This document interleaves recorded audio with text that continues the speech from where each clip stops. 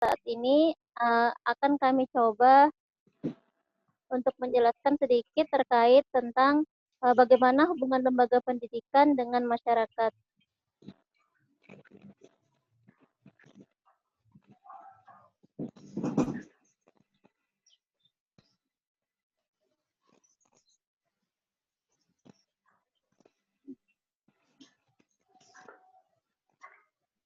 Yang pertama yaitu dari pengertian hubungan lembaga pendidikan dengan masyarakat sendiri, yaitu adanya jalin interaksi yang diupayakan oleh sekolah atau lembaga pendidikan dengan masyarakat.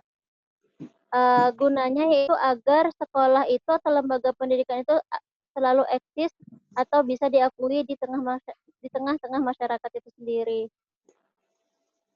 Adapun pengertian yang lain terkait tentang hubungan lembaga pendidikan dengan masyarakat, di salah satu International Public Relations Association itu dikatakan bahwasanya hubungan lembaga pendidikan dengan masyarakat itu adalah adanya timbal balik atau feedback dari dua arah tersebut.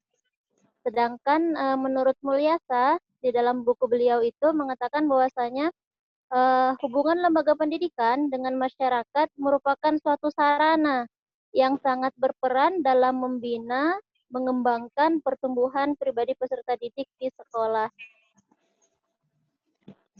Adapun bisa kita tarik kesimpulan dari beberapa pendapat di atas tadi, bahwasanya hubungan lembaga pendidikan dengan masyarakat itu berarti melahirkan adanya timbal balik atau feedback dari lembaga-lembaga terkait, yakni pendidikan dan masyarakat, sehingga akan ada manfaat tersendiri dari hubungan tersebut.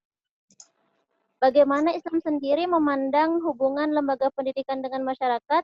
Di dalam surah Al-Maidah ayat kedua dikatakan di situ bahwasanya wa ta'awanu 'alal birri wat taqwa, bahwasanya bertolong-tolonglah kalian atau kamu dalam mengerjakan suatu kebaikan dan takwa. Wala ta'awanu, dan janganlah kamu tolong-menolong di dalam alal ismi, di dalam dosa, wal udwan atau pelanggaran. Wattaqullah, dan bertakwalah kepada Allah. Innallaha syadidul iqab. Sesungguhnya Allah itu adalah amat besar siksanya. Nah, Islam sendiri mengajarkan kepada kita bahwasanya tolong-menolong dalam hal kebaikan itu sangat dianjurkan sekali dan tidak dianjurkan bagi kita untuk tolong-menolong dalam hal keburukan atau dosa. Kemudian, apa sih tujuan dari hubungan lembaga sekolah atau lembaga pendidikan dengan masyarakat itu sendiri? Tujuan yang pertama yaitu adalah untuk to improve the quality of children's learning and growing. Bagaimana lembaga pendidikan dengan masyarakat hubungannya itu bisa membuat kualitas pendidikan, kualitas pembelajaran di sekolah tersebut. Misalnya dari komite mengadakan kegiatan. Nah, itu berhubungan langsung dengan sekolah atau lembaga sekolah. Yang kedua yaitu tentang quality atau kualitas dari masyarakat di masa depan.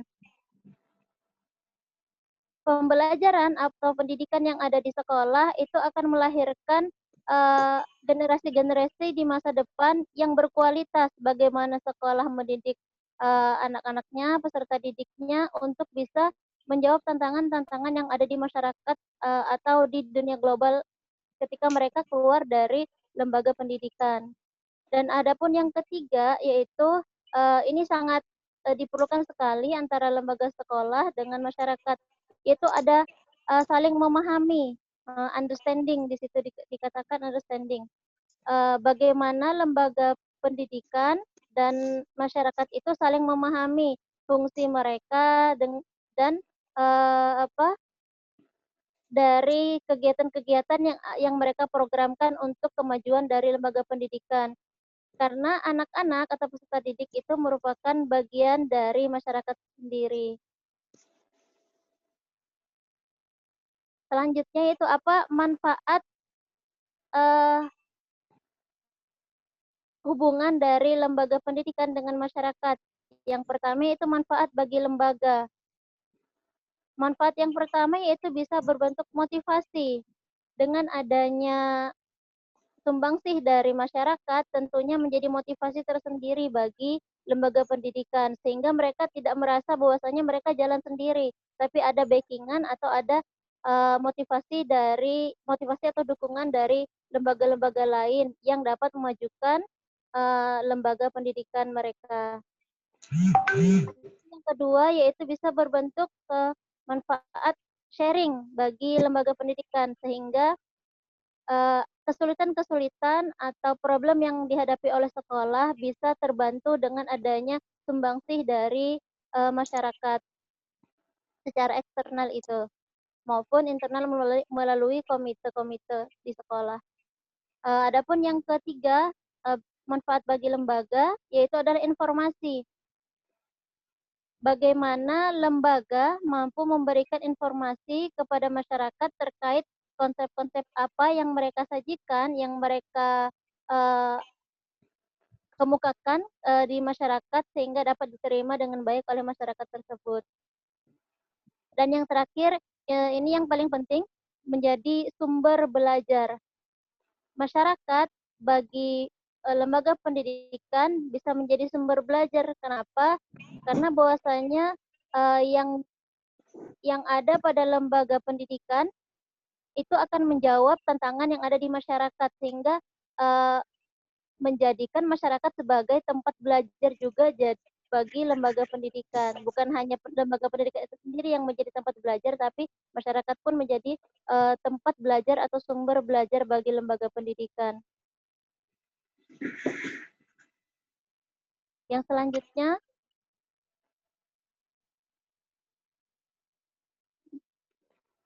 manfaat bagi masyarakat. Karena tadi yang disebutkan di depan bahwasanya adanya timbal balik antara lembaga pendidikan dan masyarakat, otomatis ketika kita menyebutkan manfaat bagi lembaga pendidikan tentunya ada juga manfaat bagi masyarakat.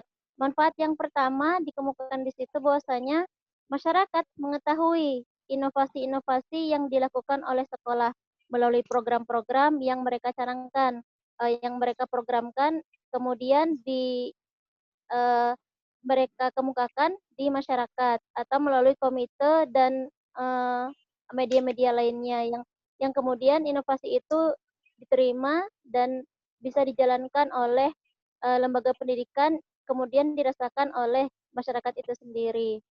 Adapun manfaat yang kedua yaitu masyarakat sebagai pihak yang membutuhkan pendidikan. Tentunya yang kita ketahui peserta didik merupakan bagian juga dari masyarakat sehingga pendidikan dibutuhkan oleh peserta didik melalui kegiatan-kegiatan yang dilakukan oleh lembaga pendidikan. Dan yang ketiga, manfaat yang ketiga bagi masyarakat itu bisa masyarakat mampu atau bisa memberikan aspirasinya terhadap lembaga sekolah dan sekolah pun atau lembaga pendidikan harus mau terbuka kepada masyarakat agar terjalin harmonisasi antara kedua belah pihak. Dan yang manfaat ketiga bisa memberikan kritikan dan saran yang berguna atau bermanfaat bagi lembaga pendidikan. Tidak bisa kita pungkiri bahwasanya lembaga pendidikan merupakan tempat untuk masyarakat bisa mengapresiasikan apa keinginan mereka terhadap peserta didik atau anak-anak didik mereka yang mereka titipkan ke lembaga pendidikan kita sehingga mereka pun harus dan bisa memberikan saran kepada lembaga pendidikan agar pendidikan tersebut bisa maju, berkembang dan bermutu. Terkait tentang hubungan lembaga sekolah dengan pendidikan, tentunya kita harus memiliki prinsip-prinsip yang harus kita kemukakan, yang harus kita jaga antara kedua belah pihak. Prinsip yang pertama yaitu adalah integritas, mana kedua belah pihak bisa saling terpadu. Kalau misalnya dari lembaga pendidikan ingin menyampaikan suatu problem atau masalah, sehingga bisa diberikan feedback oleh lembaga masyarakat agar problem itu bisa mereka selesaikan bersama-sama. dan memiliki keterpaduan keterpaduan antara konsep yang ada di lembaga pendidikan dengan masyarakat.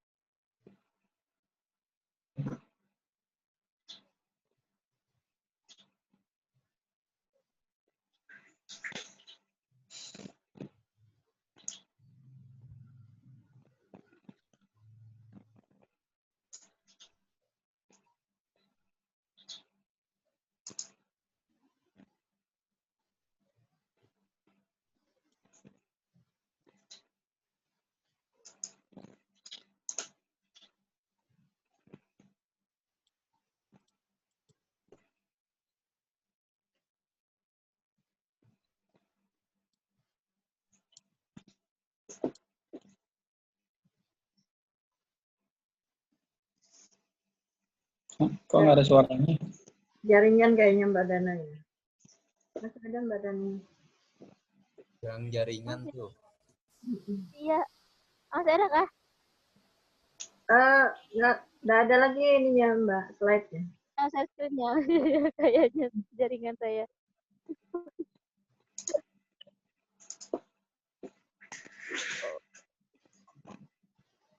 Saya terkeluar juga. Oh Pak Ustadz Jun jadi host, jadikan saya co-hostnya. Ya, Jadikan Bisa co-host. minta tolong jadi co-host kah? Jadikan co-pilot. Terbang itu paling. Ya.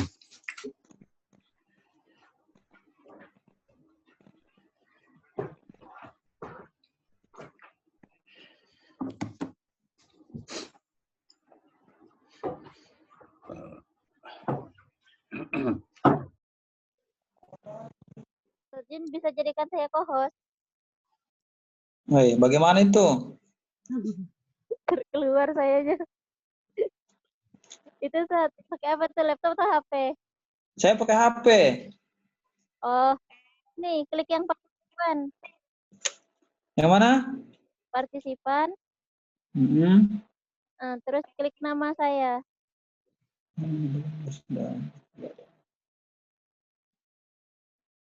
Ya, terus Jadikan co-host. make house ini ya. Ya, Ya, Pak. Ya, sudah. keren.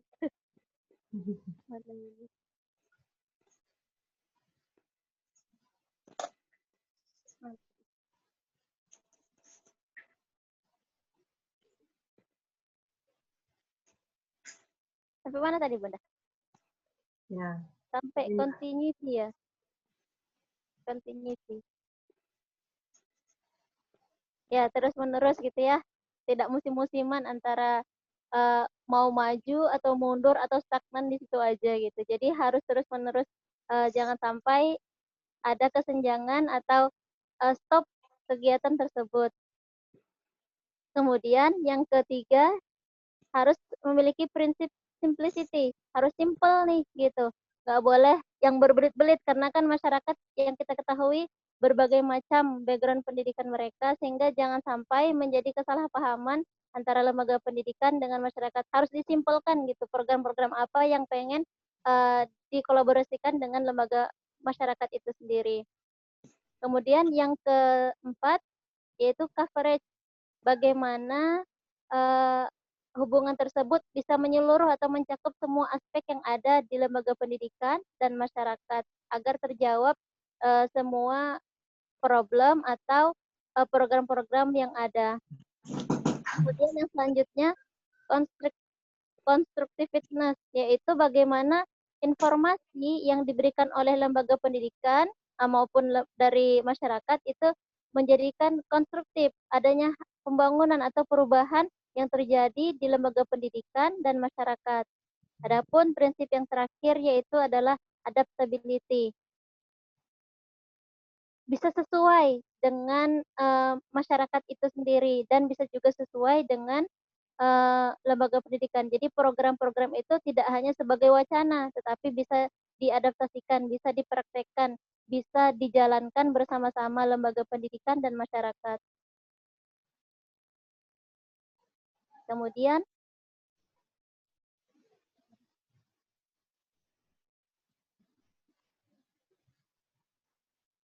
Kemudian jenis hubungan lembaga pendidikan dan masyarakat. Ada 3 yang dikemukakan. Yang pertama itu adalah kultural. Bagaimana lembaga pendidikan membina dan mengembangkan kebudayaan yang ada. Seperti yang pernah kita pelajari kemarin, ada halnya kebudayaan, budaya baca, budaya humanis yang ada di lembaga pendidikan, sehingga ada keharmonisasian antara lembaga pendidikan dengan masyarakat. Dan jenis hubungan lembaga pendidikan yang kedua yaitu adalah institusional, yang mana adanya kerjasama dengan lembaga lain. Bisa jadi misalnya kita mencoba untuk berkomunikasi dengan masyarakat lain terkait beasiswa, misalnya di perusahaan atau lembaga institusi yang lain terkait beasiswa di perusahaan itu bisa berbentuk CSR yang ada di perusahaan tersebut, misalnya seperti itu, secara institusional hubungannya. Kemudian yang ketiga itu adalah bisa berbentuk edukatif, mendidik peserta didik. Jadi hubungan ketiganya ini harus saling sinkron, harus adanya balancing, keseimbangan dari semua lini yang ada. Kemudian yang selanjutnya itu bentuk hubungan lembaga pendidikan dengan masyarakat. Paulus mengatakan bahwasanya ada 2 proses komunikasi antara lembaga pendidikan dengan masyarakat, yaitu ada bentuk langsung dan ada bentuk yang secara tidak langsung. Adapun contoh-contoh bagi hubungan yang langsung seperti laporan kepada orang tua, ini berarti laporan guru kepada orang tua siswa, orang tua murid, atau bisa juga berbentuk pameran sekolah yang biasa kita temukan di kalau misalnya lagi masa-masa untuk pendaftaran siswa baru dan lain sebagainya. Ataupun bisa berbentuk kunjungan oleh orang tua murid. Berarti ini adalah kunjungan dari wali murid kepada sekolah. Jadi mereka mendatangi sekolah atau observasi ke sekolah seperti itu. Ataupun kunjungan dari sekolah ke peserta didik. Jadi gurunya ketika melihat adanya siswa, misalnya peserta didiknya itu yang kurang kehadirannya kurang dan sering bolos, bisa dilakukan dengan berkunjung ke rumahnya. Mungkin ada hal-hal yang urgent yang bisa membuat peserta didik itu tidak masuk sekolah. Ini hampir sama dengan di atas ya, dengan kunjungan ke sekolah, pendekatan secara personal langsung kepada masyarakat atau wali murid atau peserta didik itu secara langsung. Selanjutnya bisa berbentuk perlombaan. Kalau dulu biasanya ada namanya Porseni, Pekan Olahraga Seni dan Pekan Olahraga Seni gitu ya. Jadi lembaga-lembaga pendidikan itu bisa saling berkompetisi, baik itu dari cerdas cermat, dari kaligrafi, kalau misalnya yang sekolah-sekolah madrasah seperti itu, atau pidato dan lain sebagainya. Itu bisa menjadi contoh hubungan yang terjadi di lembaga pendidikan dengan masyarakat. Jadi itu jenisnya berupa institusi. Jadi sekolah lembaga pendidikan dengan lembaga pendidikan. Atau yang selanjutnya bisa berbentuk dialog atau diskusi. Mungkin di sekolah-sekolah biasanya ada rapat ketika penerimaan siswa baru gitu. Ketika masuk adanya penerimaan siswa baru, kemudian ada rapat antara, bukan rapat sih, tepatnya maksudnya seperti arahan gitu kepada wali murid ketika anaknya masuk ke lembaga tersebut seperti itu. Atau bisa juga melalui komite ketika anaknya sudah selesai, sudah memasuki semester yang pertama, kedua dan selanjutnya. Dan yang ketiga bisa berbentuk bakti sosial masyarakat. Kalau misalnya ada bencana, ada kebakaran, ada kayak seperti tsunami, nah itu bisa kita langsung terjunkan peserta didik ke masyarakat untuk misalnya berdonasi dan lain sebagainya seperti itu. Adapun bentuk selanjutnya yaitu secara tidak langsung. Yang kita ketahui secara tidak langsung berarti seperti media elektronik, bisa berbentuk WhatsApp, bisa berbentuk ya pesan WhatsApp atau di Facebook atau di website di sekolah. Nah, itu bisa kita gunakan untuk menjadi hubungan lembaga pendidikan dengan masyarakat. Bisa juga berbentuk surat kabar atau majalah-majalah yang ada di sekolah yang kalau misalnya sekolahnya memiliki media majalah bisa dipublikasikan di situ. Bisa menjadi salah satu sarana untuk membangun hubungan lembaga pendidikan dengan masyarakat. Yang selanjutnya bisa menjadi siaran radio atau biasa melalui televisi. Kalau kita kan di Samarinda bisa di TV TVRI, TV TVRI, dan lain sebagainya. Atau berbentuk kotak saran yang kita taruh di sekolah. Dan yang terakhir bisa berbentuk buletin atau mading di sekolah yang biasanya dikelola oleh OSIS itu sendiri atau apa perkumpulan dari siswa yang ada di sekolah tersebut. Ini sudah selesai. Jazakumullah khairan katsiran. Terima kasih, itu yang bisa saya sampaikan untuk materi yang pertama saat ini.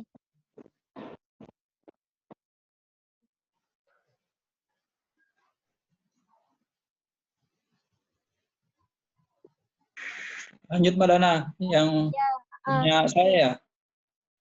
Oh, Pak Jun Dana yang share kan kah? Iya, agak anu pakai HP.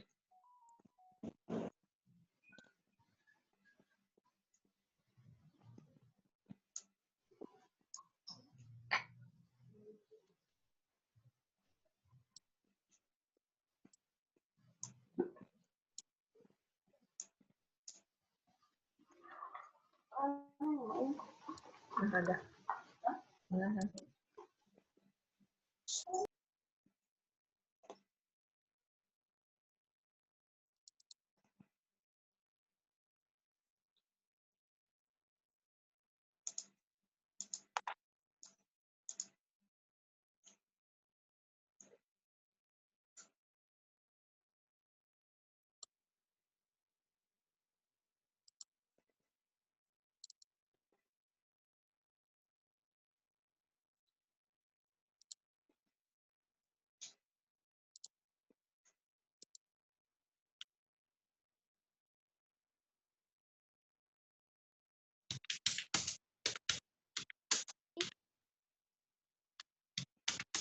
Mbak Alista bisa duluan. Ya, Mbak Aliska dulu. Sebentar. Masih di setel sama Mbak Dana. Ustaz Jin kirimkan lagi itunya filenya. Nggak bisa dibuka kah di WA, Mbak? Bisa kirimkan lagi. Bentar ya.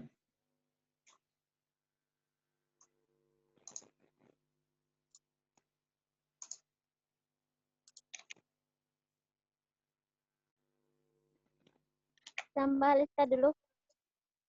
Udah kelihatan Kak Mbak layarnya? Masih share.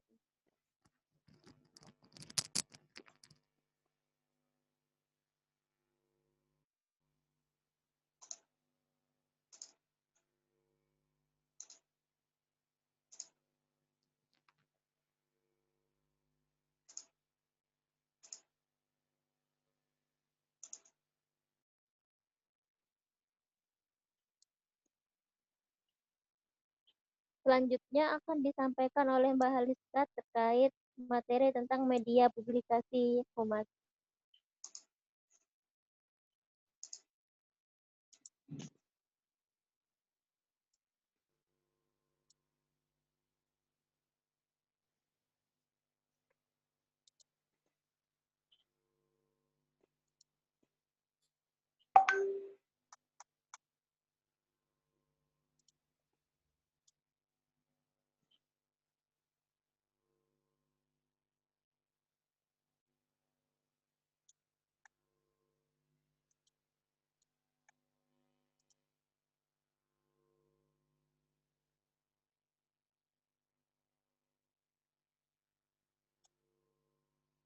Sudah Mbak Haliska? Sudah Mbak?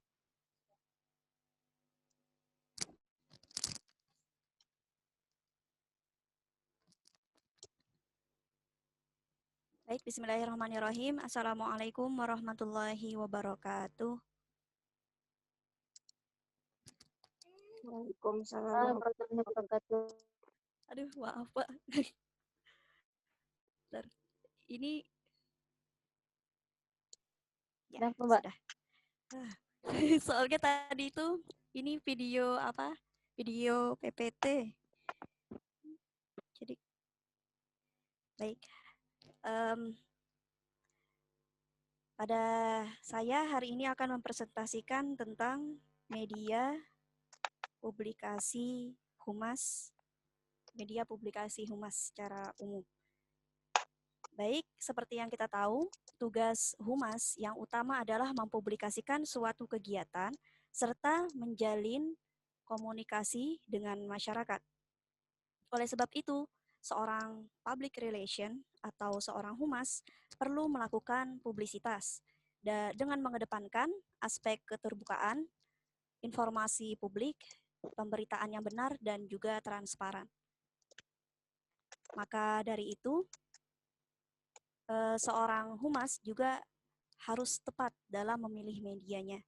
Maka diperlukan pembelajaran tentang media publikasi humas agar humas ke depannya bisa lebih tahu mana media yang cocok digunakan untuk masyarakat-masyarakat tertentu. Selanjutnya, baik, dalam kegiatan publikasi lembaga atau sekolah, seorang public relation itu terlebih dahulu harus mengenal pasar yang akan dijadikan target publikasi agar promosi yang ditawarkan menjadi tepat sasaran.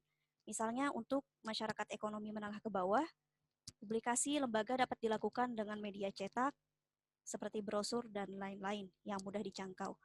Maka perlu tahu siapa target yang bakal kita publikasikan tentang lembaga kita. Jadi yang pertama ada media yang di luar dari public relation. Nah, jadi media massa. Jadi media yang berada di luar public relation itu adalah media massa atau pers. Jadi humas dan media massa merupakan mitra kerja yang saling menguntungkan, penting, dan tidak terpisahkan sebenarnya. Jadi penting sekali bagi seorang humas itu untuk menjalin hubungan dengan media pers atau media massa. Dengan pers atau media massa. Jadi media massa itu adalah sebuah sarana untuk berkomunikasi atau menyampaikan suatu berita pada masyarakat dalam kurun waktu yang singkat. Dalam bukunya Ardoyo tahun 2013. Jadi media massa itu bisa menggunakan media cetak, media elektronik, dan media online. Baik, saya akan bahas satu persatu penjelasannya dari media cetak. Ya, media cetak merupakan media informasi yang terdiri dari lembaran sejumlah kata, foto, maupun gambar dengan berbagai macam warna yang memiliki fungsi pokok untuk menyampaikan informasi atau menghibur. Jadi kelebihan media ini adalah dapat menjangkau semua lapisan masyarakat dan tergolong murah. Namun media ini hanya terjadi komunikasi satu arah, sehingga penyampaian berita sangat tergantung pada konsep penulis. Slide keberapa ini kok nggak muncul ya? Slide-nya nggak bergerak, Mbak. Oh. Oke, saya kira saya aja tadi nggak ada lihat slide. Ya, itu. Saya kira juga saya. Dari awal nggak ada muncul slide-nya. Nggak muncul nggak, Bu? Muncul cuma di slide pertama aja kalau saya. Nggak bergerak habis itu. Fotonya teman saya yang muncul terus tuh. Belum bisa. Ini aja, gambar itu. Kalau yang begini, gambarnya Pak Ali itu. Kalau yang begini muncul Cocok, kah? cocok. Kalau ini muncul kah Bapak Ibu? Enggak. Tutup dulu. Nggak ada gerak. Tutup dulu, Mbak. Tutup dulu ya. Iya, baru share ulang. Stop share. Lihat. Lutus nanti. Lutus. Ya. Buka Lutus dong. Nggak dihapus.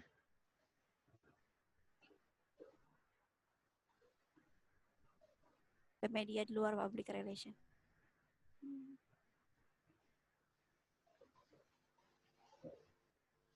Kelihatankah, Bapak Ibu? Iya, Bun. Iya, Mbak.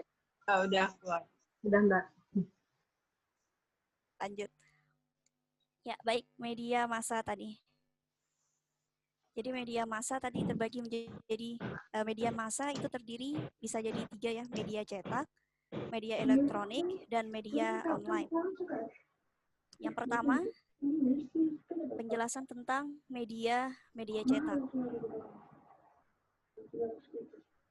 Nah, media cetak itu merupakan informasi yang terdiri dari lembaran dengan sejumlah kata, foto, maupun gambar dengan berbagai macam warna yang memiliki fungsi pokok untuk menyampaikan informasi atau menghibur. Jadi kelebihan media cetak ini adalah dapat menjangkau semua lapisan masyarakat dan juga tergolong murah. Namun, media ini hanya terjadi komunikasi satu arah saja. Jadi tidak ada timbal baliknya. Dan ini semua media cetak ini tergantung pada konsep penulis.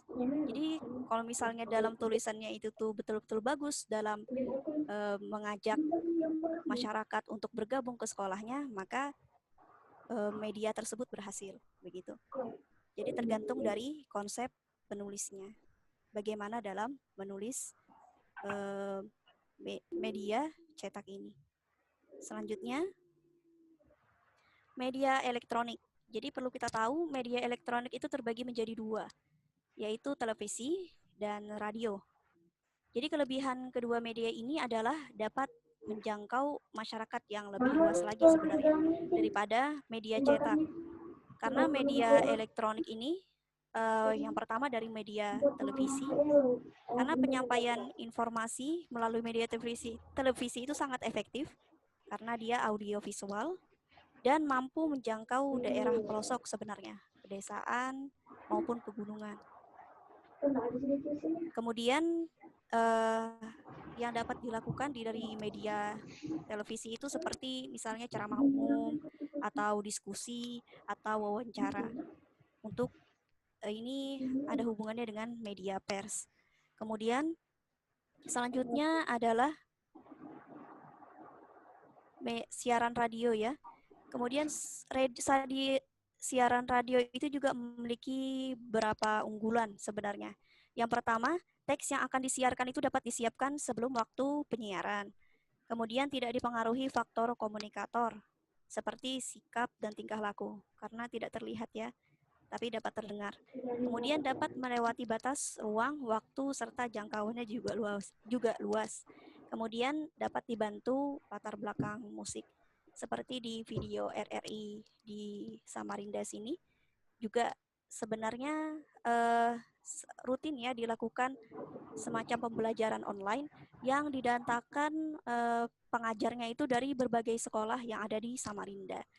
Dan itu menjadi salah satu ruang untuk kita sebagai orang yang berada di lembaga pendidikan untuk bisa mempublikasikan sekolah kita atau lembaga pendidikan kita. Ada di video di radio di sini jika ingin ikut berpartisipasi untuk mengikuti pembelajaran di RRI. Selanjutnya, media online. Jadi media online adalah sebuah sarana untuk berkomunikasi secara online melalui website dan aplikasi yang hanya bisa diakses dengan internet. Berisikan teks, suara, foto, dan video. Jadi sekarang karena sudah teknologi semakin maju, jadi banyak yang menggunakan media online melalui website dan sebagainya. Karena media online ini lebih cepat berita itu tersebar dan bisa lebih cepat dibaca oleh masyarakat. Kemudian media yang menggunakan, contohnya media yang menggunakan media online ini adalah seperti Kompas, Media Indonesia, Republik, dan Suara Pembaruan. Itu media pers yang menggunakan media online. Selanjutnya, media dari public relation atau media yang dibuat oleh public relation. Yang pertama adalah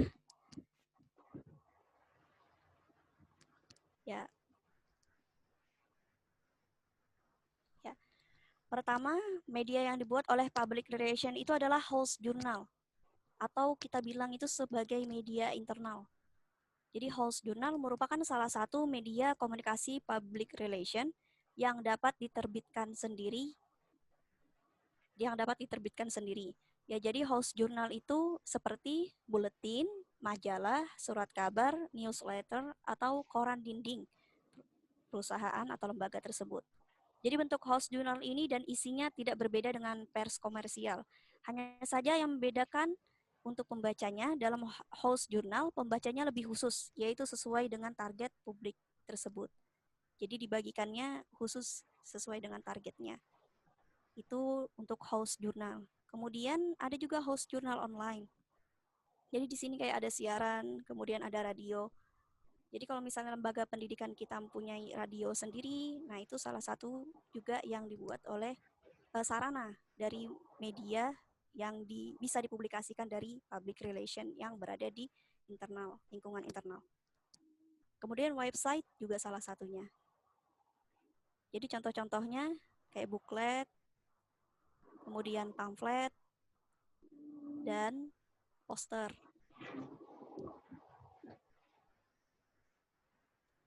Selanjutnya, media yang bisa dibuat oleh public relation itu adalah media sosial.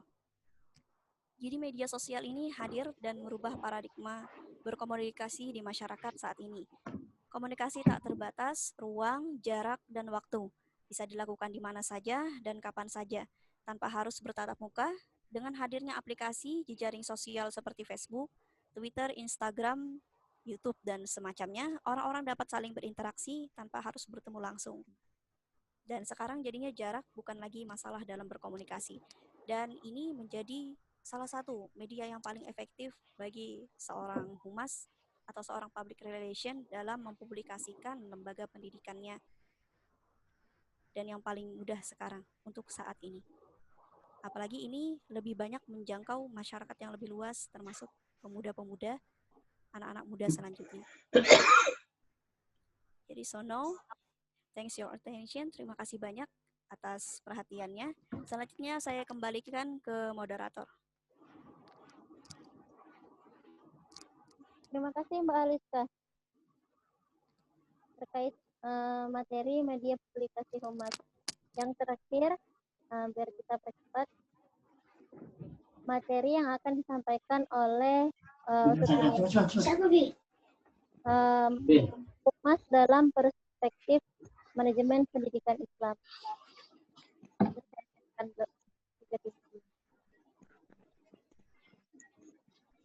Ya, baik. Assalamualaikum warahmatullahi wabarakatuh.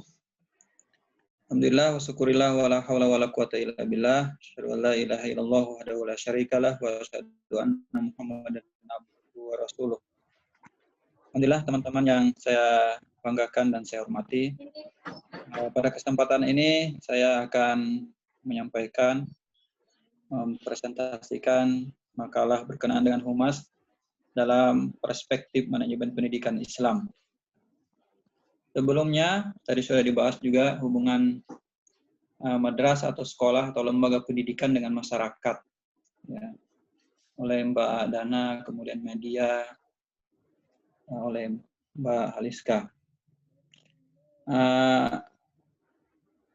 Lembaga pendidikan dituntut untuk menjamin kemajuan pengetahuan dan kemajuan sosial dari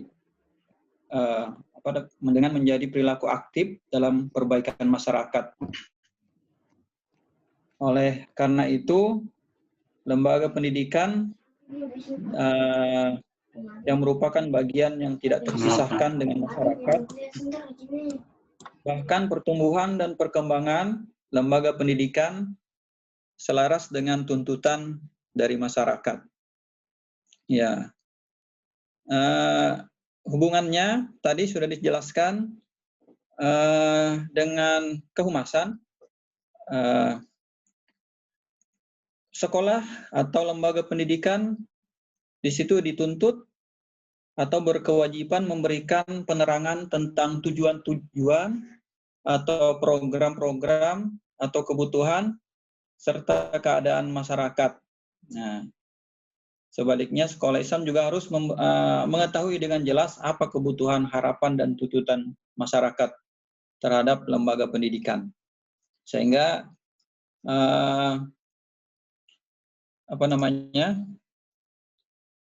humas itu sangat diperlukan. Kemudian yang kedua di sini pengertian humas atau publik atau PR sudah kita ketahui, dan ini juga makalah ini sudah pernah disampaikan oleh, kalau nggak salah, Pak Son Haji, ya, berkenaan dengan pendidikan Islam, hubungannya dengan humas. Pengertiannya di situ ada menurut, ini baru slide yang kedua, Mbak Dana. Menurut Ardianto mendefinisikan humas sebagai suatu metode komunikasi untuk penciptaan citra positif dari mitra institusi atas dasar kesadaran untuk menghormati kepentingan bersama. Ya, ada hubungannya dengan tadi lembaga pendidikan dan masyarakat memberikan penerangan, ya, berkenaan dan tujuan, program, kebutuhan serta keadaan-keadaan pendidikan, sehingga masyarakat perlu mengetahui sehingga dibutuhkan humas untuk itu. Kemudian hubungannya dengan manajemen, di humas memang dibutuhkan untuk pengelolaan, ya, karena di manajemen itu berarti dia harus melakukan penelitian, ya, perencanaan, pelaksanaan, dan evaluasi terhadap kegiatan kehumasan atau bagian dari komunikasi organisasi.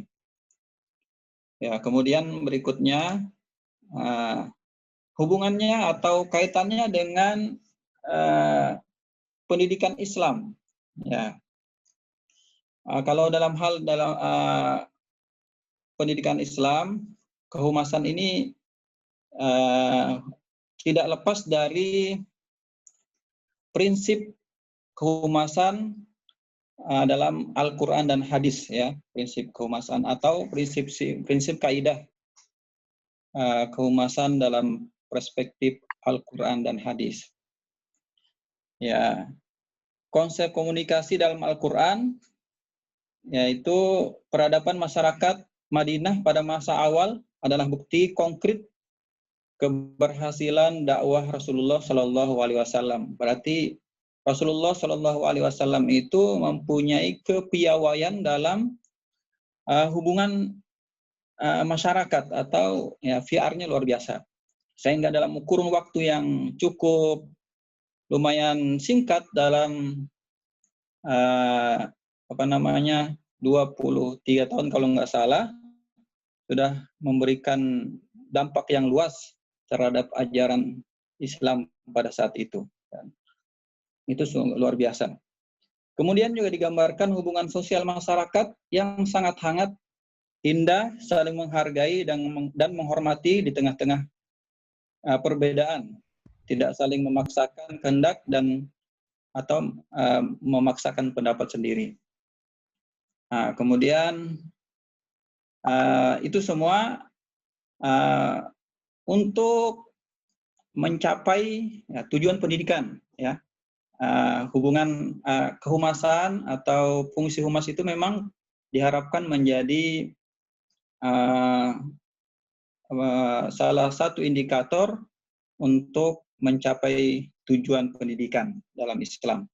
Salah satu tujuan pendidikan ini sudah saya sampaikan, yang dikutip dari Profesor Dr. Umar Muhammad. Yang pertama, pendidikan akal, ya, dalam bukunya Filsafat Pendidikan Islam. Pendidikan akal dan persiapan pikiran, pendidikan Islam memandang dengan penuh pemikiran dan perenungan terhadap keagungan ilahi sehingga manusia dapat mengembangkan pemikirannya dalam pengetahuannya. Intinya mengembangkan pemikiran sesuai dengan kehendak Allah. Kemudian menumbuhkan kekuatan kesediaan atau bakat semula jadi kanak-kanak ya. Intinya di sini tujuan pendidikan Islam secara garis besarnya untuk membina manusia agar menjadi hamba yang soleh dengan seluruh aspek kehidupannya. Pikiran, perasaan, diharapkan ada perubahan pada objek didik serta mengalami proses pendidikan baik pada tingkah laku individu dan kehidupan pribadi maupun kehidupan masyarakat dan alam sekitarnya di mana individu itu tersebut berada. Ya, prinsipnya kehumasan atau komunikasi dalam Islam yang pertama, Al-Quran tidak memberikan uraian secara spesifik tentang komunikasi ya, tapi banyak ayat yang di situ ada muatannya sebenarnya, cuma secara khusus. Kemudian pengertian komunikasi juga sudah kita pahami ya. Ya lanjut, intinya prinsip komunikasi dalam Al-Quran itu ada juga sudah pernah disampaikan oleh Ustadz Son Haji. Prinsip komunikasi diantaranya adalah kaulan baligho, kaulan maisyuro, kaulan karimah, kaulan ma'rufah, kaulan layina, dan kaulan syadida maupun kaulan azur. Ya. Ayatnya nanti bisa dibaca pada yang sudah ada di situ ya, Quran An-Nisa, surat Al-Isra, surat Al-Baqarah, dan banyak ayat-ayat yang lain. Mungkin itu intinya ya. Intinya kehumasan itu tujuannya untuk membantu atau salah satu faktor untuk mensukseskan tujuan pendidikan atau tujuan lembaga pendidikan tersebut. Mungkin itu saja yang bisa saya sampaikan. Mohon maaf kalau banyak kekurangannya. Terima kasih. Assalamualaikum warahmatullahi wabarakatuh. Assalamualaikum warahmatullahi wabarakatuh. Terima kasih kepada para pemateri pada hari ini atas materi yang sudah disampaikan kepada kita semua. Selanjutnya kita masuk ke sesi yang sesi kedua, yaitu sesi tanya jawab. Silakan kepada teman-teman ada yang ingin bertanya atau memberi masukan, memberi saran dan lain sebagainya terkait materi kita pada hari ini. Yang pertama yaitu materi terkait hubungan lembaga pendidikan dengan masyarakat, dan yang kedua yaitu adalah humas dalam perspektif manajemen pendidikan Islam, dan yang terakhir yaitu media publikasi humas. Silakan jika ada yang ingin bertanya atau memberikan masukan. Untuk sesi ini 3 penanya cukup. Silakan. Ada? Atau sharing saja misalnya hubungan lembaga pendidikan dengan masyarakat yang ada di sekolah saya seperti ini. Tadi kan lebih pada teori-teori. Nah, bagaimana prakteknya mungkin teman-teman yang kepala sekolah, Bapak, Ibu, Bunda, sama Bapak yang berkecimpung di lembaga pendidikan terkait bagaimana membina hubungan lembaga pendidikan dengan masyarakat itu, atau media-media apa yang digunakan sekolah terkait mempublikasikan lembaga pendidikannya agar bisa dikenal oleh lembaga pendidikan atau masyarakat secara luas. Silakan. Ada?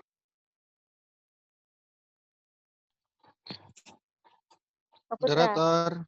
Ya, Ya, kalau tidak ada yang mau bertanya, saya mau bertanya tapi ya.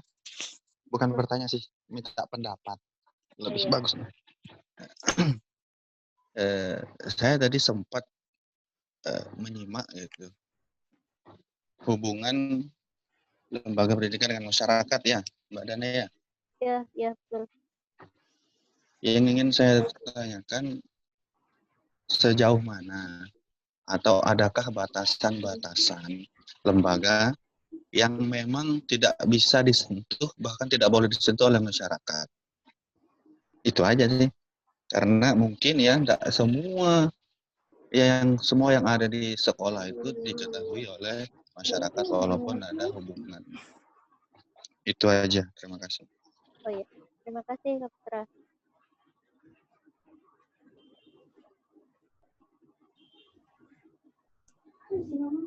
Ada lagi, Bunda Ita? Ya, Mbak. Ya. Di materinya Mbak Dana. Iya. Yang terakhir tadi kan bentuk-bentuk hubungan ya Mbak ya. Dengan lembaga pendidikan dengan masyarakat. Untuk yang langsung Mbak, bentuk hubungan langsung apa bisa ditambah di situ dengan mengikuti atau keikutsertaannya sebagai anggota organisasi sekolah misalnya, organisasi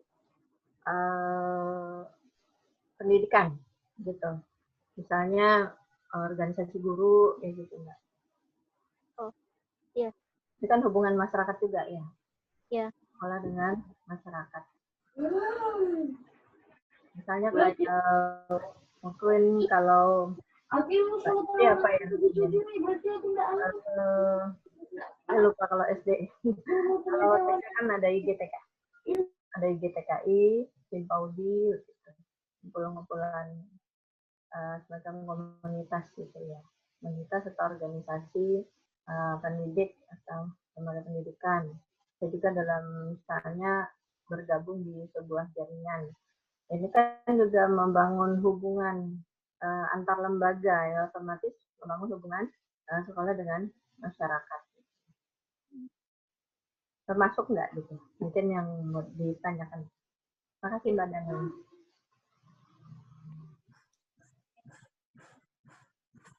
Mbak Dana, Hilwa mau tanya.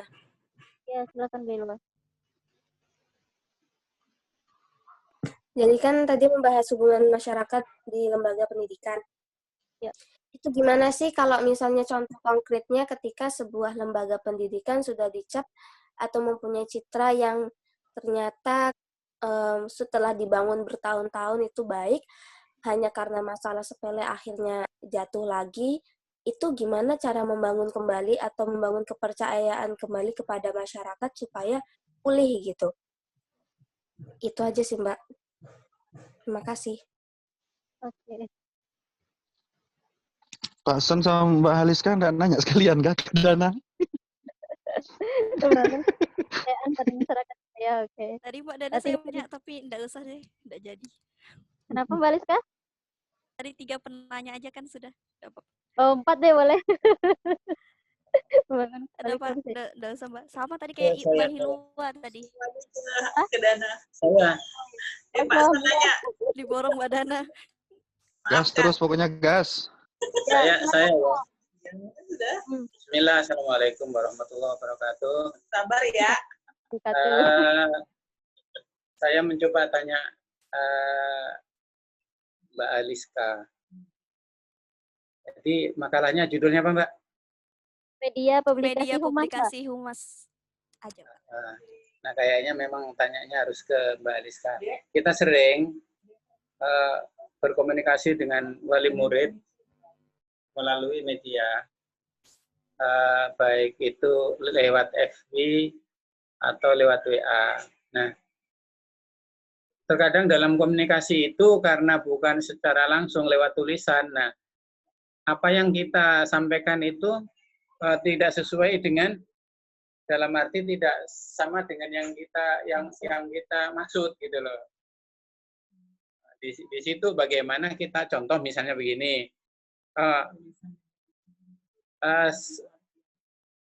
Ibu anaknya ini minta tolong disuruh rajin-rajin belajar. Nah, kadang-kadang wali murid memahami seperti itu tuh seolah-olah kadang-kadang kita ini dikira jahat dan lain sebagainya. Yang intinya tulisan dengan perkataan tidak, dengan bahasa tidak sama lah. Nah, bagaimana menjelaskan masalah seperti itu. Baik itu lewat WA, yang terutama lewat WA. Kadang-kadang wali murid itu kan lewat WA yang tanya ke wali kelasnya. Nah, nanti jawaban wali kelasnya itu dikira jawaban itu marah dan lain sebagainya. Padahal yang enggak. Apa yang dimaksud akhirnya enggak sampai gitu. Terima kasih. Lah Pak ya. Ya, terima kasih Pak Son. Ada 4 pertanyaan. Yang pertama dari ya, ada lagi biar sekalian. Jadi nggak buka sesi kedua gitu. Boleh Mbak Dana untuk Mbak Haliska sama Jun mungkin boleh. Boleh Bunda. Ya, begini. Mungkin agak melenceng sedikit, tapi saya kira masih berhubungan lah dikit-dikit ya. Kan untuk lembaga pendidikan Islam yang katakan berkualitas itu cenderung selalu identik dengan harga yang mahal. Ya, sementara saat ini dengan pemahaman-pemahaman dalam tanda kutip yang nggak benar gitu ya tentang dunia global, diperlukanlah lembaga pendidikan Islam yang berkualitas. Sementara lembaga pendidikan Islam yang berkualitas tadi mahal, tidak semua masyarakat mampu menjangkaunya. Jadi bagaimana menurut pandangan dari Mbak Haliska atau Pak Jun dalam menyikapi itu? Sayang sekali kalau hanya segelintir masyarakat saja yang bisa mencicipi gitu kualitas atau mutu pendidikan yang baik dari lembaga pendidikan Islam. Sementara untuk masyarakat kebanyakan yang dari ekonomi menengah ke bawah itu sulit untuk mendapatkan akses ke sana, begitu. Kira-kira bagaimana Pak Jun atau Mbak Haliska dalam menyelesaikan masalah seperti ini? Terima kasih. Ya, terima kasih Bunda atas pertanyaannya. Kami mencoba untuk menjawab beberapa pertanyaan yang ada. Yang pertama itu terkait sejauh mana batasan hubungan lembaga pendidikan dengan masyarakat, maksudnya sejauh mana batasan masyarakat berkecimpung di dalam lembaga pendidikan itu. Itulah kira-kira Pak Kaputra ya, ada batasannya enggak gitu.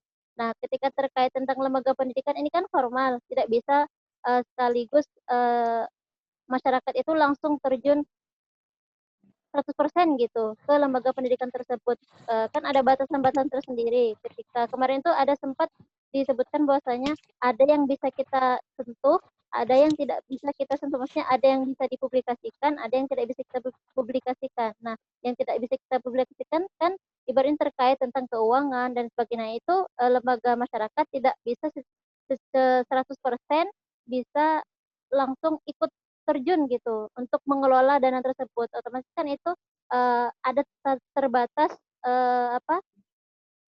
masyarakat bisa masuk ke dalamnya gitu. Nah, kalau terkait program, nah itu bisa jadi misalnya program untuk pembangunan, nah masyarakat bisa memberikan sumbangsih misalnya donasi dan lain sebagainya. Nah, itu bisa terkait itu. Tapi kalau untuk misalnya mengelola uang itu sendiri, nah itu kan ranahnya tersebut langsung kepada lembaga pendidikan, tidak bisa masyarakat ikut 100%. Nah, untuk mengelolanya ya seperti itu. Tapi kalau untuk misalnya donasi dan sebagainya itu bisa saja.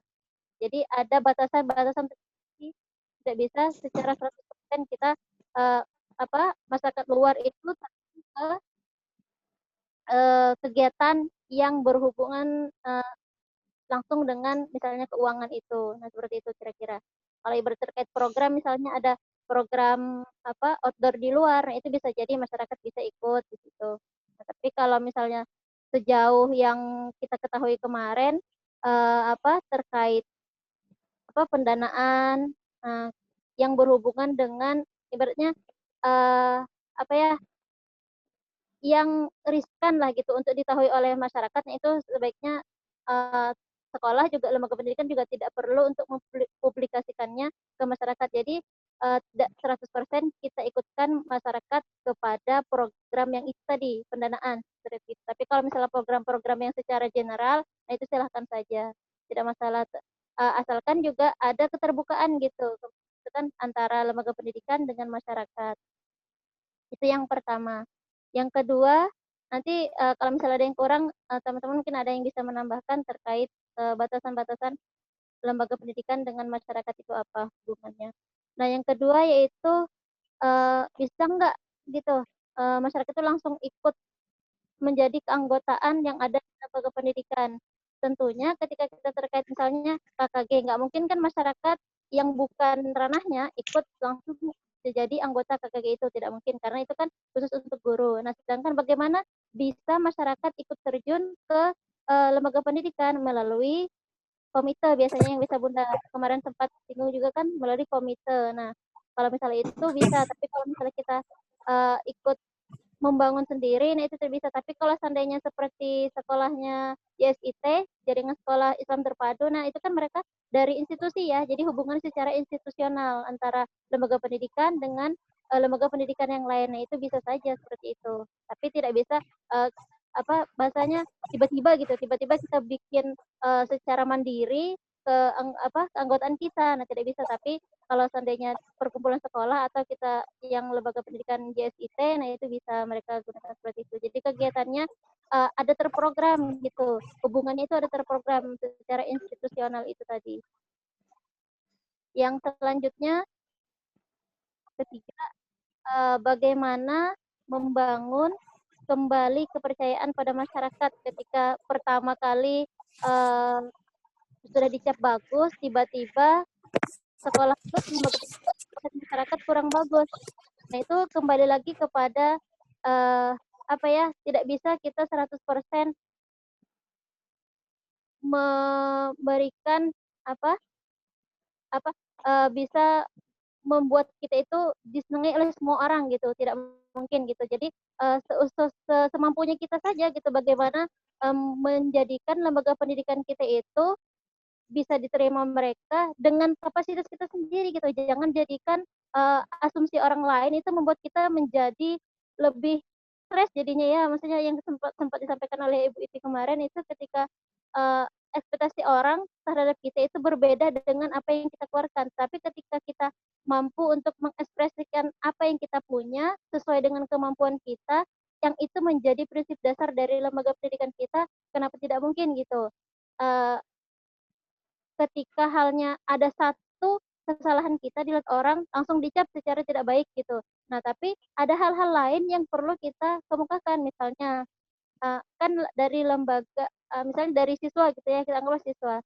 Saya sempat juga kemarin itu ketika saya melihat satu dua santri, satu dua siswa gitu dari sekolah Islam, nah pacaran gitu di luar sekolah. Nah, itu kan anggapan kita bahwasanya satu hal aja gitu yang jelek gitu kita lihat. Tapi kan ada hal-hal lain yang dianggap juga bagus gitu. Nah, jadi kalau ada hal seperti itu kan masyarakat juga harus seharusnya mampu untuk menyampaikan kepada lembaga pendidikan itu, bukan hanya mencemooh gitu ya, tapi memberikan kontribusi tadi secara kritik dan saran agar mereka bisa memperbaiki diri. Tapi kalau seandainya kita masyarakat diam dengan hal tersebut, otomatis kan mereka tidak tahu gitu apa kesalahan mereka yang tidak bisa mereka perbaiki. Nah, jadi kan adanya timbal balik tadi itu antara lembaga pendidikan dan masyarakat itu harus sinkron gitu. Ketika di mata masyarakat itu sekolah itu ada keburukan, sampaikanlah gitu. Dan lembaga pendidikan pun harus mau terbuka gitu. Oh, ketika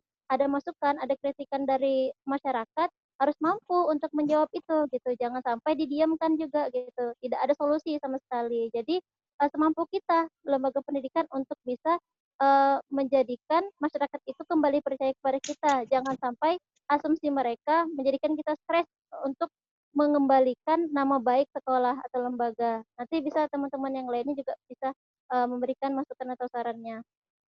Terkait jawaban saya mungkin secara gitu, tapi ketika kita sampaikan secara baik kepada lembaga pendidikan, tentunya mereka juga sedikit terbuka dan bisa memperbaiki diri mereka atau lembaga mereka agar bisa kembali dipercaya oleh masyarakat. Nah, tapi kembalikan lagi, sebagaimana kita mampu untuk menjaga itu, jangan sampai menjadikan kita mempressure lembaga kita hanya untuk mengembalikan itu tadi gitu ya, menjawab dari satu dua kesalahan yang dilakukan oleh lembaga kita seperti itu. Kira-kira Oke, itu siap. jawaban Makasih, saya. Mbak. Ya, nanti Iya, bisa terima ditambahkan kasih. oleh teman-teman yang lainnya gitu ya. Yang keempat nih, yang keempat Mbak Alisa, terkait pertanyaan dari Pak Hasan tadi. Komunikasi dengan WhatsApp Pak ya. Mbak Alisa? Iya, baik. Selanjutnya, saya akan mencoba menjawab pertanyaan dari Pak Son. Jadi, ini pertanyaannya lebih ke media komunikasi. Jadi, beda sebenarnya kalau masuk ke materi saya itu media publikasi. Jadi, kalau media publikasi itu kan Suaranya kecil banget, mempromosikan. saya nggak denger ya. Oh. Ya, sudah Kak Bu? Ya, siap. Sudah. Iya. Materi saya itu media publikasi. Kemudian pertanyaan Pak Son ini lebih ke media komunikasi, tapi saya akan tetap mencoba menjawab. Media komunikasi. Jadi ini permasalahannya pada komunikasinya. Jadi kita sudah menggunakan media komunikasi kan bisa WA, bisa email, kemudian telepon, SMS, dan sebagainya. Ya, media komunikasi antara pihak sekolah dan orang tua murid. Ini kasusnya. Kemudian yang terjadi permasalahan di sini masalahnya pada komunikasi antara pihak sekolah dengan orang tuanya terkait siswa tersebut. Jadi kalau saya mau menjawabnya berdasarkan pengalaman saja, karena saya teorinya kemarin kayaknya sudah dibahas oleh Pak Arnani. Jadi untuk berdasarkan pengalaman saja, media komunikasi yang seperti ini, kalau misalnya kita sudah melakukan komunikasi lewat WA, tapi tidak berhasil juga, kemudian telepon juga ternyata tetap ibaratnya orang tuanya tetap wali muridnya tetap marah dan sebagainya, maka solusi yang terakhir itu dari lembaga pendidikan yang saya lihat, itu yang pertama adalah kunjungan ke orang tuanya, didatangin orang tuanya. Karena dari saya sendiri itu, kepala sekolah datang, setidaknya tuh seminggu sekali kalau saya lihat itu, kunjungan keluar, kemana Bu? Saya mau ke tempat anak murid ini. Ternyata anak murid itu tuh memang lagi bermasalah. Kemudian juga kemana-mana, intinya itu ya untuk menjalin komunikasi. Kemudian kepala sekolah atau seorang pemimpin itu tidak sendiri. Dia harus ditemani oleh seorang public relation. Atau kita bisa bilang orang yang memiliki kemampuan komunikasi yang bagus. Yang tenang, yang bisa membuat arah komunikasi itu mencapai suatu penyelesaian masalah. Jadi strateginya itu kita juga tidak perlu sendiri sebagai seorang pemimpin misalnya, atau sebagai seorang wali kelas. Jadi kita harus mengajak orang yang mampu untuk berkomunikasi dengan baik, sehingga penyelesaian antara orang tua dan pihak sekolah itu bisa mencapai titik temu. Nah itu, memang komunikasi langsung kan ada komunikasi langsung dan tidak langsung. Komunikasi tidak langsung itu memang berbagai macam masalah yang akan kita dapatkan, karena kita tidak bertatap muka secara langsung, kita tidak melihat raut wajahnya seperti apa, kita tidak melihat tanggapannya dan keadaannya seperti apa. Kemudian komunikasi langsung lah yang menurut saya itu sebenarnya paling efektif dilakukan. Kemudian yang kedua, setelah kita melakukan pertemuan, kalau misalnya tidak bisa memungkinkan melakukan pertemuan, maka yang kedua itu adakan misalnya setiap 1 bulan dalam ini ya, dalam pandemi misalnya kan karena kita tidak bertemu dengan orang tua, ada kan yang namanya murid teladan. Ya, jadi ada murid teladan atau murid prestasi per kelasnya. Kemudian dipaparkan ini murid terteladannya satu ini yang ini yang ini. Kemudian itu bisa memacu orang-orang tua siswa untuk bisa melihat, oh ternyata ada anak-anak yang dalam keadaan pandemi seperti ini masih tetap berprestasi atau masih tetap baik dalam menjalankan tugasnya. Yang ketiga adalah laporan, ya pastinya laporan bulanan yang dilihat secara berkala oleh orang tua murid secara langsung. Jadi lebih bagusnya ketika kita melakukan pembelajaran terutama dalam pandemi ini atau di luar yang lain, itu kalau dalam pandemi ini melalui Google Classroom. Jadi Google Classroom itu kita tidak hanya mengundang mengundang murid saja di dalam Google-nya itu, Google Classroom-nya itu, tapi mengundang orang tua murid untuk turut menyaksikan pembelajaran yang kita lakukan. Jadi terkadang kalau misalnya kita ngajar itu, terkadang ada orang tua yang datang untuk melihat gurunya mengajar. Jadi itu bisa dilihat secara berkala. Kemudian orang tua juga bisa melihat nilai yang terpapar di situ. Itu mungkin salah satu yang solusi yang bisa saya tawarkan. Cuman yang paling bagus itu adalah komunikasi secara langsung untuk menyelesaikan masalah tersebut. Kemudian yang kedua adalah untuk lembaga, pertanyaan Mbak Bunda Rika tentang lembaga pendidikan Islam. Ya, lembaga pendidikan Islam yang ibaratnya mahal gitu.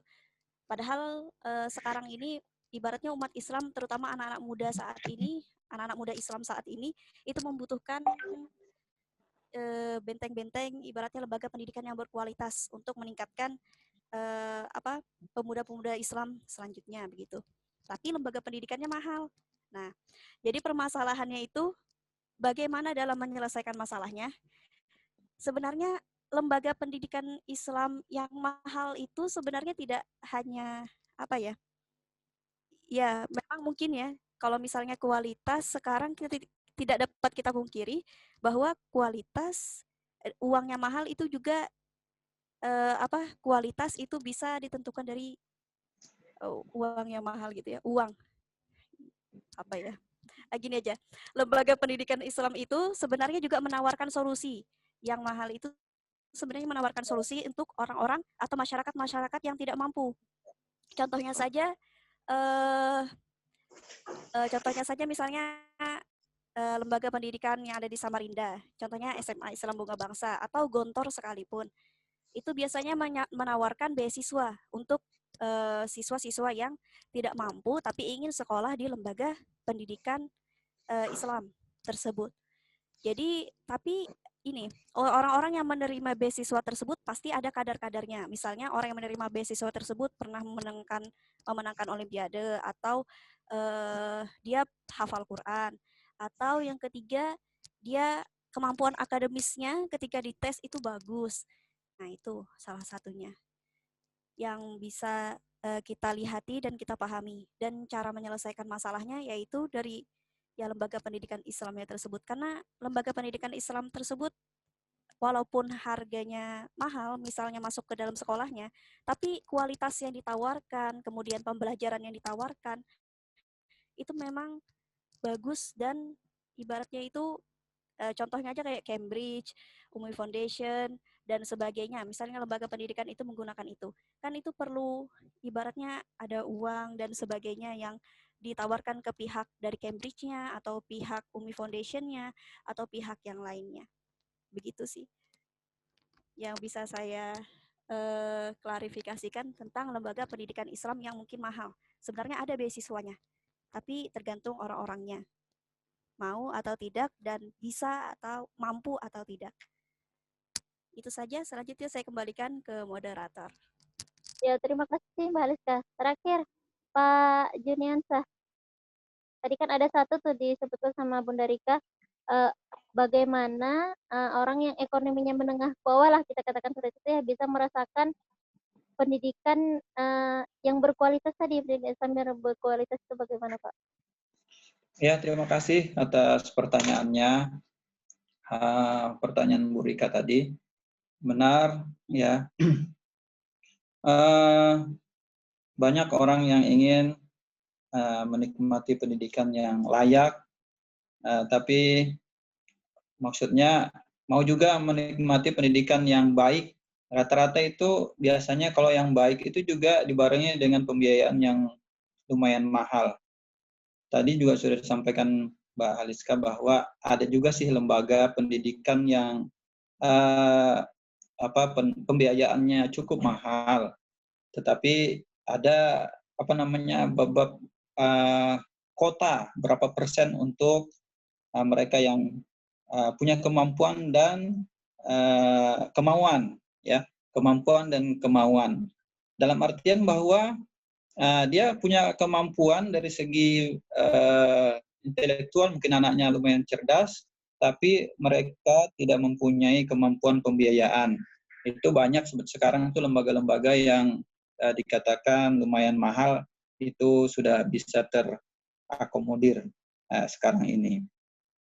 Sama juga di lembaga Hidayatullah itu ada beberapa sekolah yang lumayan mahal, seperti di Balikpapan itu Lukman Al-Hakim, yang masuknya sekitar 20 juta. Kemudian biaya per bulannya sekitar 7 juta atau 10 juta. Memang sih pangsa pasarnya menengah ke atas, ya, karena di situ ada perusahaan Pertamina dan lain-lain. Kemudian juga kalau di Malang itu ada Ar-Rahmah. Itu banyak juga yang sekolah dari Bontang, dari Balikpapan yang ke sana itu punya Hidayatullah. Ya, itu mereka ada subsidi, ada persen-persen yang terutama yang daerah-daerah yang berdekatan dengan sekolah, karena itu juga bagian untuk memberikan citra baik kepada masyarakat sekitarnya. Nah, itu diutamakan tuh biasanya orang-orang yang ada di sekitar sekolah tersebut. Kemudian kalau begitu kita juga punya kewajiban sebenarnya, ya, bagi akademisi yang sudah tahu bahwa banyak lembaga pendidikan yang mendirikan mahal-mahal, banyak masyarakat yang tidak mampu menjangkau. Ya, tugas kita nanti ke depan ya membuat lembaga pendidikan yang murah tapi berkualitas, ya, kayak Mbak Dana, Mbak Liska, orang-orang hebat semua ini, ya, Mas Andas, ya, itu insya Allah itu bisa itu berkualitas dan bagus pendidikannya dan bisa dijangkau masyarakat. Kemudian yang kedua, saya menanggapi tadi mengembalikan citra negatif bagi sebuah lembaga. Boleh jadi memang, ya, sebuah lembaga itu ada sebuah kesalahan, ya, tapi itu juga perlu kita akui bahwa mungkin ada kesalahan, ya, agar itu tidak terulang sebagai evaluasi, ya. Kritik masukan dari berbagai pihak itu juga bagian dari untuk menumbuhkan semangat kita untuk memperbaiki ke dalam, ya. Kemudian yang lain juga perlu klarifikasi. Nah, kalau ada masukan-masukan negatif, apakah itu memang relevan atau tidak relevan dengan keadaan yang sebenarnya. Ya, kemudian yang berikutnya mungkin perlu, kalau di mata kuliah ini kan ada istilahnya branding, ya.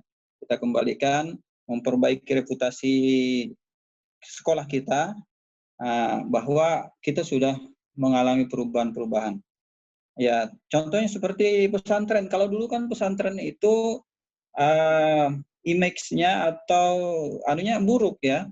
Bahwa kalau di pesantren itu orangnya jelek-jelek, nakal-nakal, ya, tempat pembuangan, kan seperti itu kalau zaman dulu itu. Orang itu malas kalau anak-anaknya juara 1 masuk di pesantren itu enggak mau. Tapi sekarang kan terbukti ternyata di pesantren itu tidak semuanya orang seperti itu. Memang sih sebenarnya tujuan pesantren itu memperbaiki, atau istilah zaman dulu itu ya bengkel, memperbaiki orang yang sehingga jadi baik gitu. Tapi sekarang juga tidak image di masyarakat pesantren itu tidak selamanya buruk. Ya, sudah baik sekarang ya, karena mereka menjaga agar yang baik itu bisa dipertahankan. Mungkin itu saja, terima kasih. Ya, terima kasih, Pak. Saya jadi teringat waktu di pesantren gitu.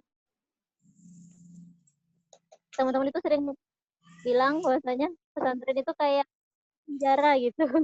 Yeah. Tapi seiring dengan berjalan waktu, ketika mereka sudah menjalani, alhamdulillahnya bisa mengikuti kegiatan-kegiatan yang ada di pesantren. Jadi hanya sekedar asumsi pertama gitu, karena kan baru masuk ke pesantren, yang dari rumah ibaratnya sudah berleha-leha, ketika di pesantren kan kita nggak bisa gitu, harus mengikuti kegiatan-kegiatan yang ada di pesantren. Nah, dengan kegiatan tersebut juga bisa menjadikan santri itu membawa lagi kegiatan-kegiatan mereka yang ada di kebiasaan-kebiasaan mereka yang ada di pesantren keluar. Nah, itu kan bisa menjadi nilai plus bagi masyarakat ketika orang tuanya melihat ada perubahan tersendiri di anak mereka, lebih santun, lebih baik gitu, terus tuh teratur gitu kegiatan mereka, bisa lebih kayak ikut ngaji gitu. Nah, itu kan menjadi nilai plus bagi pesantren itu juga, bisa membranding lah salah satunya gitu. Jadi salah satu yang mempublikasikan lembaga pendidikan itu melalui mahasiswa, melalui santri atau peserta didik seperti itu. Terima kasih atas tanggapan dari Mbak Haliska dan Pak Juniansah. Sekitar waktu 3 menit, ada yang ingin menambahkan? Saya badan. Belum. Monggo dulu. Terima kasih. Dulu. Ya, silakan. Ditunggu terus nih, Pak Dulu nih. Ditunggu terus komentarnya. Udah kuliah lagi kayak ini jam 10. Bu Aminah. Saya tertarik sekali dengan penjelasannya Pak Junian tadi ya.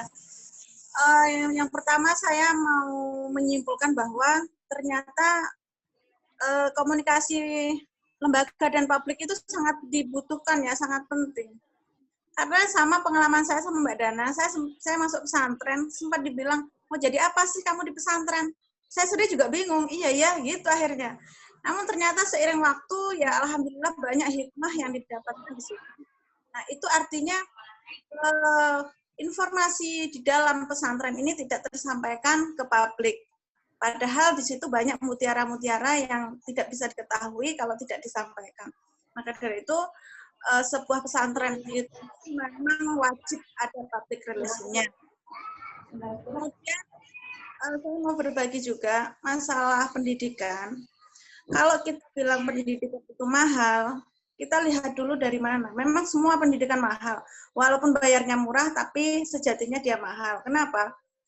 Seperti contoh di Jawa ya, di Jawa itu banyak sekarang pesantren-pesantren yang sudah mulai berkembang, sudah mulai modern. Artinya pembelajaran yang dulu, yang ya kayak nahwu, shorof, diniyahnya itu tetap di-cover dan diperbarui, artinya metodenya. Kemudian sekarang dikemas dengan mendirikan MTS, MA, SMK, bahkan di pesantren sekarang itu sudah ada SMK jurusan IT. Artinya pesantren saat ini sudah mulai berkembang, tidak hanya mengurusi urusan dunia, urusan akhirat, namun urusan dunia juga sudah mulai dipikirkan. Nah, di situ ada sebuah pesantren secara dohir, secara biaya itu tidak mahal. Bayangkan SMA-nya itu 50.000, pesantrennya itu hanya 38.000. Itu SPP sebulan itu. Tapi di situ ada diniyahnya, SMK-nya ya ada IT, ada jurusan apa lagi satunya, juga ada sanawiyahnya. Namun, saya bilang mahal kenapa? Karena pengorbanannya. Anak-anak yang pondok seperti itu tidak mendapatkan fasilitas yang letterlock, yang mungkin kamar mandi ada di dalam di dalam kamar ya, yang kan sekarang sudah ada juga itu pesantren yang mahal, kamar mandi satu kamar cuma beberapa orang, kemudian kamar mandi fasilitasnya ya laundry dan lain sebagainya. Namun ini juga dibilang mahal karena ya mereka harus hidup bersusah payah, walaupun sekarang itu nggak nggak masak sendiri, tapi juga nggak ber-AC. Itu. Jadi tidak bisa juga kita bilang murah lah seperti itu. Itu mahal pengorbanannya.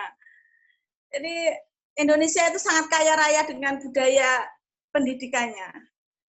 Saya juga menghargai pesantren-pesantren yang sekarang itu boarding school ya modelnya. Itu karena saya rasa untuk menarik anak-anak yang memang anaknya orang tajir-tajir, yang dia biasa hidup berkecukupan, fasilitas yang bagus. Nah, ketika mereka harus dihadapkan dengan pesantren yang saya bilang yang pertama tadi, mereka tidak akan mau. Nah, jadi bagus juga itu ada boarding school. Artinya semua bisa jalan lah, semua bisa mondok, semua bisa merasakan pondok dengan senang hati. Itu saja, terima kasih. Ya, terima kasih, Bunda. Assalamualaikum warahmatullahi wabarakatuh. Assalamualaikum warahmatullahi wabarakatuh. Masih ada waktu? Udah lewat sih ini, betul. Tapi sudah habis waktunya. Waktu, Kak. Seru ya? Lewat sudah. Iya, sudah habis ya Bunda ya? Di lain waktu aja ya. Iya. Terima Aminah ya. Iya, terima kasih kepada semua pemateri pada hari ini, Mbak Juniansa, Mbak Haliska, dan atas pertanyaan dari Bunda Rika, Kak Putra Hadi, Mbak Hilwa, Bunda Ita, dan Pak Hasan Haji. Terima kasih. Kurang dan lebihnya kami mohon maaf. Terakhir, Assalamualaikum warahmatullahi wabarakatuh. Waalaikumsalam warahmatullahi wabarakatuh. Kita tutup dengan membaca kafaratul majelis dan alhamdulillah bersama-sama. Alhamdulillah.